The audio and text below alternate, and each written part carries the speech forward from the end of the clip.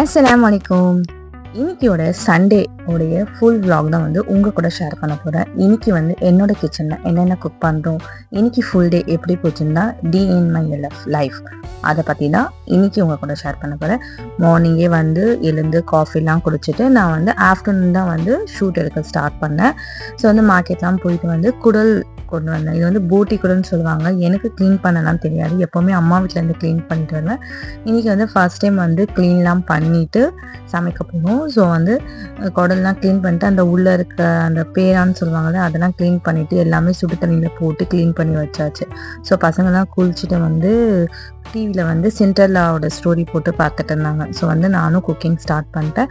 இப்போ வந்து எங்கள் வீட்டில் ஒருத்தவங்க குழம்பு கேட்குறாங்க, ஒருத்தவங்க ஃப்ரை கேட்குறாங்க. ஸோ வந்து ரெண்டுமே சரிசமமாக வந்து குழம்புக்கு வந்து சும்மா ஒரு 4-5 வச்சு குழம்பா செஞ்சுட்டு இது எல்லாமே வறுத்தலான்னு பிளான் பண்ணியிருக்கேன். ஸோ அதை எடுத்துட்டு வறுக்கிறதுக்காக வந்து மஞ்சத்தூள், மிளகாத்தூள், அப்புறமா கரம் மசாலா, சீரகத்தூள் இதில் அதிகம் போடணும், ரொம்ப டேஸ்ட்டாக இருக்கும். அதிகமாக போட்டால் மிளகாத்தூள் 1 ஸ்பூன்னா சீரகத்தூள் வந்து 2-2.5 ஸ்பூன் போடலாம். அப்புறமா தேவையான அளவு உப்பு போட்டு நல்லா மிக்ஸ் பண்ணி ஓரமாக வச்சிட்டேன். இது வந்து நம்ம வந்து இதை வேக வைக்கல, ஸோ அதனால் இந்த ப்ராசஸ் பண்ணுறோம். ஸோ வேக வச்சுனாலே ஸ்ட்ரெயிட்டாகவே வந்து குக்கரில் போட்டு ஸ்ட்ரெயிட்டாக வந்து நம்ம வறுக்கவே போயிடலாம். இப்போ வந்து நம்ம வேக வைக்காததால் கொஞ்சம் மசாலா போட்டுட்டு வேக வச்சுட்டு அதுக்கப்புறமா வந்து நம்ம ட்ரை ரோஸ்ட் பண்ண போகிறோம். இப்போ வந்து பெரிய குக்கரில் வந்து ஒரு 2 வெங்காயம் நம்ம ஆல்ரெடி வந்து கொஞ்சமாக எடுத்து வச்சோம் இல்லையா அந்த குடல் போட்டி, அதில் வந்து 2 வெங்காயம் 2 தக்காளி எல்லாமே ஒன்றா போட்டுடலாம். 2 வெங்காயம் 2 தக்காளி அப்புறமா வந்து கொஞ்சமாக வந்து வதக்கணும்னா லைட்டாக எண்ணெய்லாம் போடாமல் லைட்டாக வதக்கணும். அந்த தண்ணி ஃபுல்லாக அந்த போட்டி இருக்க தண்ணி எல்லாமே சுண்டி வந்த அப்புறமா இப்போ வந்து நம்ம வந்து மசாலா ஐட்டம்ஸ்லாம் ஆட் பண்ணலாம். இஞ்சி பூண்டு பேஸ்ட் வந்து 1 ஸ்பூன் போட்டுருக்கேன், லைட்டாக மஞ்சத்தூள், மிளகாத்தூள், அப்புறமா வந்து நம்ம வந்து அந்த பட்டை, லவங்கம், ஏலக்காய் இருக்கு அதுக்கும் கொஞ்சம் கொஞ்சம் போட்டோம்னா டேஸ்ட்டு சூப்பராக இருக்கும். ஸோ அதெல்லாம் போட்டு நல்லா வதக்கிட்டேன். நல்லா ஒரு 3-4 மினிட்ஸ் வந்து வதக்கினா போதும். அதுக்கப்புறமா வந்து நம்ம வந்து ஃபர்ஸ்டே வேக வச்சிருந்தோம்னா இப்போ வந்து ஸ்ட்ரெயிட்டாக வந்து தேங்காய் பால் போட்டு குக்கர் லாக் பண்ணிடலாம். நம்ம வேக வைக்காததால் இப்போ வந்து வேக வைக்க போகிறோம். லைட்டாக வந்து தண்ணி விட்டு இப்போ வந்து கொஞ்சம் வதக்கின அப்புறமா ஆயில் போட்டிருக்கேன். ஒரு 2 ஸ்பூன் போட்டாலே போதும். ஆயில் போட்டு கொத்தமல்லி போட்டு லைட்டாக வந்து கொஞ்சம் ஒரு கிளாஸ் தண்ணி போட்டு உப்பு வந்து லாஸ்ட்டில் வந்து தேங்காய் பால் போடும்போது தான் போடணும். ஸோ வந்து குக்கரை லாக் பண்ணிவிட்டு ஒரு 5-6 விசில் வந்து இதை வேகட்டும். இதை வேகிற டைமில் வந்து நம்ம வந்து அந்த ஃப்ரைக்காக மசாலா பிரட்டி வச்சோம் இல்லையா அதை வந்து குக்கரில் போட்டு லாக் பண்ணிடலாம். ஸோ வந்து இந்த மசாலா போட்டுட்டு இதில் வந்து லைட்டாக சும்மா அந்த பாத்திரத்துக்கு லைட்டாக வந்து கழுவி வந்து போட்டாலே போதும், அந்த மசாலா தண்ணி போட்டாலே போதும். ஸோ இதோட நான் கம்மியாக தான் போட்டுட்டேன். ஸோ வந்து போட்டுட்டு குக்கரை லாக் பண்ணிட்டு இதுவும் விசில் வரட்டும், அதுவும் நல்லா விசில் வரட்டும் வந்து வச்சுட்டு வந்து இப்போ வந்து கிட்டத்தட்ட வந்து ஒரு 5-6 விசில் வரணும். ஸோ 2 குக்கர்லேயும் வரணும். ஸோ வந்து கேர்ஃபுல்லாக வந்து பார்க்கணும் எந்த விசில் வருது அப்படின்னு. ஸோ வந்து 5 விசில் வர வரைக்கும் நம்ம சும்மா இருக்க முடியாது இல்லையா. ஸோ தான் தேங்காய் வந்து அரைச்சி அதை பேஸ்ட் வந்து ரெடி பண்ணி வச்சிடலாம். ஸோ இந்த டக்குன்னு நம்மளோட வேலை முடிஞ்சிடும். ஸோ வந்து நான் ஒரு அரை மூடி தேங்காயிலேயே வந்து அதில் பாதி தேங்காய் வந்து எடுத்து நல்லா வந்து ஃபைன் பேஸ்டான பால் எடுத்து வச்சுக்கிட்டேன்.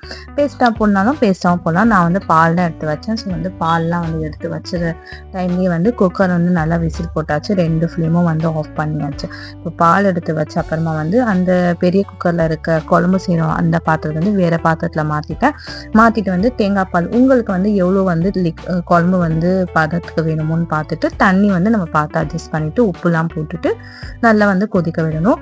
அந்த டைம்லேயே வந்து இப்போ வந்து அந்த சின்ன குக்கரோடைய ட்ரை ரோஸ்ட் பண்ணுறதும் வந்து ரெடி ஆயிடுச்சு. ஸோ அதையும் வந்து நம்ம வந்து வேற பாத்திரத்தில் போட்டு ட்ரை ரோஸ்ட் பண்ண ரெடி பண்ணிட்டோம். இப்போ வந்து குக்கர்லேருந்து எடுத்து அதுலேருந்து லைட்டாக கொஞ்சம் தண்ணி இருக்கும். ஸோ அதுவும் ஆட் பண்ணிவிட்டு நல்லா வந்து ஒரு 2 கொதி வந்ததுமா கொஞ்சம் கொஞ்சமாக வந்து ட்ரை ரோஸ்ட் ஆகும். ட்ரை ரோஸ்ட் ஆகும்போது கொஞ்சமாக வந்து ஒரு 3-4 ஸ்பூன் வந்து ஆயில் போட்டு நல்லா வதக்கணும். மெயின் வந்து மூடி போட்டு வந்து வதக்கணும்.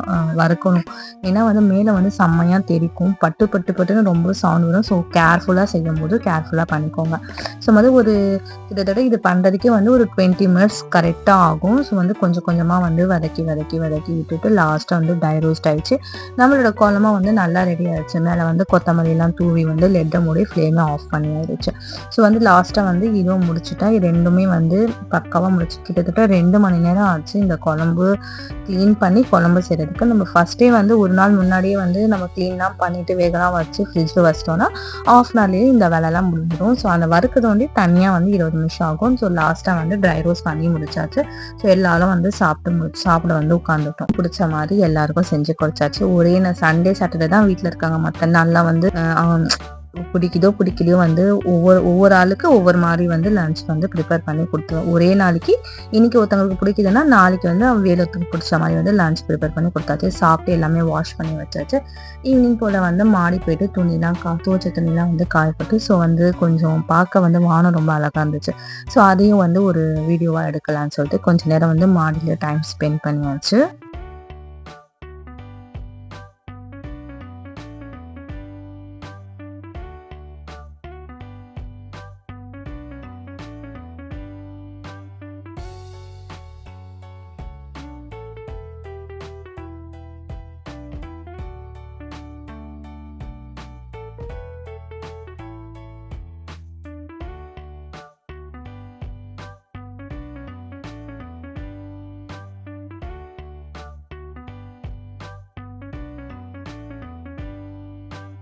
அஞ்சரை மணி மேலே வந்து காஃபி ஹஸ்பண்ட் வந்து காஃபி கேட்டிருந்தாங்க. ஸோ அவங்களுக்கு காஃபி. எங்கள் வீட்டுக்கு வந்து டெய்லியும் வந்து பசும்பால் போடுவாங்க. அவங்க வந்து இந்த பீட்ரூட் மால்ட் வந்து ட்ரை பண்ணி பாருங்கன்னு சொல்லிட்டு எனக்கு கொடுத்துருந்தாங்க. சும்மா சாம்பிளாக ஃப்ரீயாக கொடுத்துருந்தாங்க. ஸோ வந்து இன்னைக்கு ட்ரை பண்ணலாம் அப்படின்னு.